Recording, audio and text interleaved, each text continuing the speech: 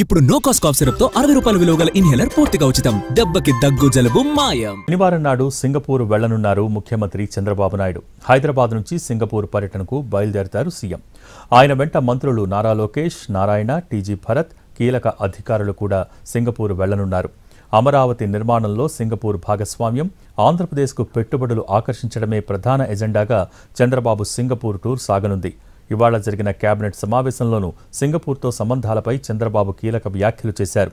గతంలో అమరావతిలో startup area అభివృద్ధికి సింగపూర్ కన్సార్టియం ముందుకు వచ్చిందని, కానీ ప్రభుత్వం మారిన తర్వాత ఆ కంపెనీ నిర్వాహకులను అప్పటి సీఎం జగన్ వెళ్లగొట్టారని ఆవేదన వ్యక్తం చేశారు.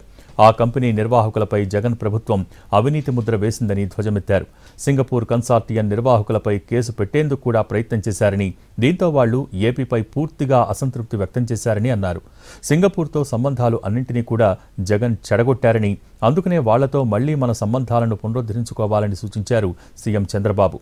సింగపూర్ కన్సార్టియం నిర్వాహకులు సీడ్ క్యాపిటల్ మినహా ఏ ప్రాజెక్టైనా చేపడతామని అంటున్నారని సీఎం గుర్తు చేశారు.